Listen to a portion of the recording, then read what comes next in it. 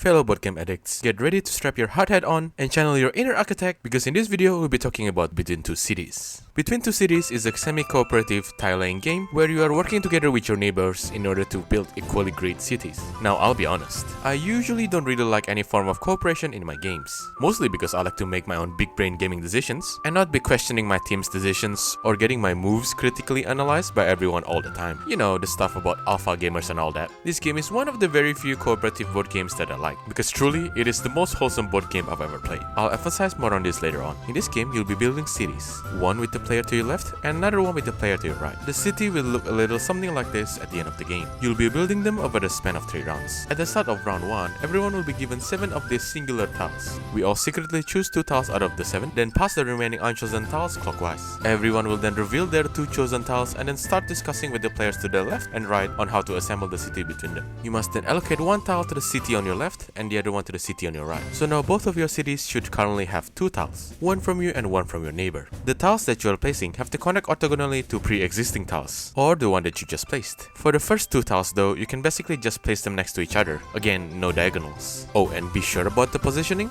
because you cannot move the tiles you placed after the turn. Once everyone is done with their placement, you then choose another 2 from the 5 tiles that were passed to you. This will repeat until both of your cities have 6 tiles each. Then return the remaining unchosen tile. After that, you'll then enter round 2. Instead of receiving those singular tiles again, you will now get these super mega double tiles. And just like the first round, you then have to choose 2 out of the 3 and place 1 on each of your cities. These fun double tiles will most likely f your city configuration, as they only can be oriented in a certain direction. And that is all for round 2. Round 3 is the same as round 1. You get 7 of those single tiles again, pick 2, place on your cities and pass the remaining tiles the other direction. But by the end of this round, you will have 2 4x4 cities ready to be scored. So how do you actually score these buildings? Well, there are 6 different types of buildings and they all score differently. The shops, or the yellow ones, score in a straight line. The more of these shops that you have in a straight line, the better the collective shop score will be. But you can only score these individual shops once, so overlapping stores are not a thing. For example, this shop here is counted as a size 3 and a size 4 shop because you cannot count this particular one twice. Factories, or the grey ones' individual score depends on how many factories you have in your city compared to other cities. If your city has the most factory, or tied for the most, each of your factories will then score 4 points each. Second most will then score 3 points each, otherwise it's a flat 2 points each. Taverns, or the red ones, are basically unique symbol set collection. There are 4 of these unique taverns to collect. The more of these unique red symbols you have in your city, the more exponential will their collective score be. But unlike the shops, it doesn't matter where your taverns are in your city. If you somehow screw up and get the same symbol twice, well, don't worry, it will just start a new set. This might also be a ballsy strategy to go for 2 sets, but I don't really see that paying off, honestly. But hey, I might be wrong. Then we have the offices, or the blue ones. So this particular building is a 2-parter. The first part is just a stacking set collection, where the more offices you have, the more exponential they will collectively score, up to a max of 6 offices. More than that, and you'll have to start a new set. For this part, just like the taverns, it doesn't really matter where your offices are, but you would want to place it in a certain spot for the second part. The second part is pretty simple. If any of your individual offices is next to a red tavern, that particular office will gain an extra 1 point. Maximum extra point from this is just 1 per office though, so having more than 1 tavern surrounding an office doesn't really do anything. But you should instead surround a tavern with offices to get maximum points. And then we have the parks, or these green ones. You want to connect a park to another park. Again, diagonals don't count, but there is a tipping point where you should stop expanding it. For a single park, you only receive 2 points, which is a pretty bad deal. But for parks of size 2 and 3, you'll receive 8 and 12 points respectively. Any more parks added after a size of 3 will only score a measly 1 per additional park to the collective score, which is a big no-no.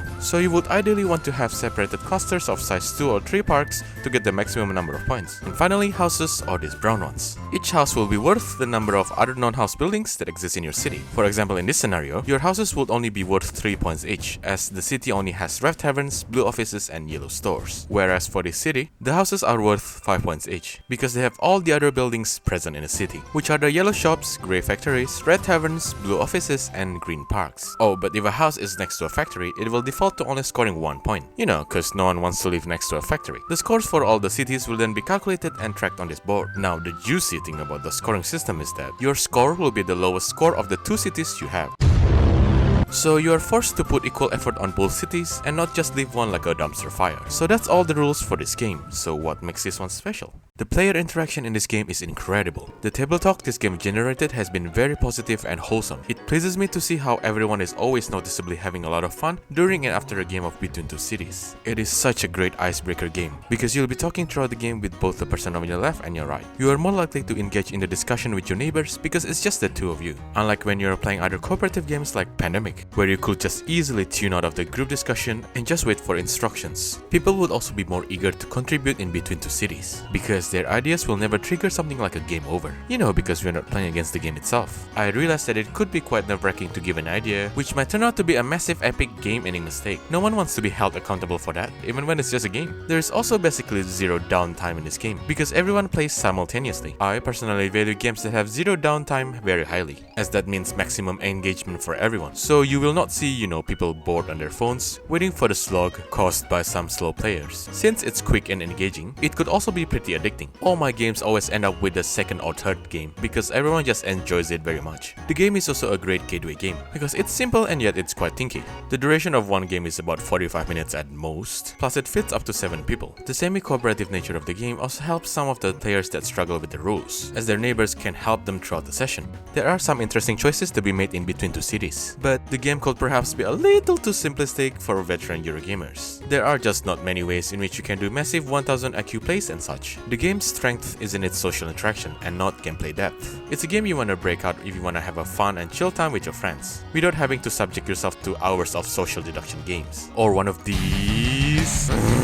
So perhaps it feels more like a party game that has a strategic nod to it. Another thing is, while the game is simple, there is a bit of a rules train up front that you need to go through with the players. This could be a bit intimidating and confusing, but I found that a little bit of demonstration or practice round helps with this significantly. I'm saying this because people can sometimes be a bit impatient and it will turn out like, so guys, for scoring, these markets are best placed in a straight line, but you want to have different taverns on your city. Lastly, how's the score points depend? Oh my god, that looks so complicated. Anyone else want to play Monopoly instead with me? Yeah, I'm in. Let's play Monopoly instead. That game looks so complicated, jeez. Yeah, what a loser.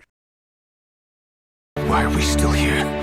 And lastly, this is usually the part where I compare the game to other similar ones, but I couldn't pinpoint anything close enough for comparison. It does feel like a combination of Sushi Go Party and King Domino though. It combines the tile laying part of King Domino with the various set collection and drafting elements of Sushi Go Party. Slap some semi-cooperative element on it and you'll get Between Two Cities. You could try checking out Between Two Castles of Mad King Ludwig for a more gamer version of this, but I haven't played it so I've got nothing to say. Anyways, I hope you enjoyed this review. Check out my YouTube channel where I do other board game review videos like this one. Make sure to leave a comment down below and let me know what you think. See ya!